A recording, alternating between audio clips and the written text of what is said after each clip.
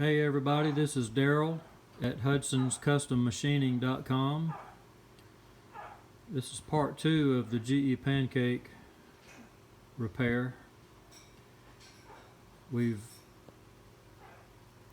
made a new shaft for this rotor here. Here's the old shaft that come out from in there. You can see how badly grooved it is.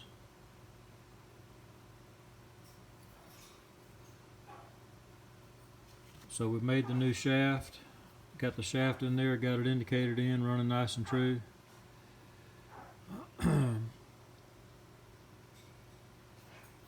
on the housing over here, here's the bearing that come out from in there.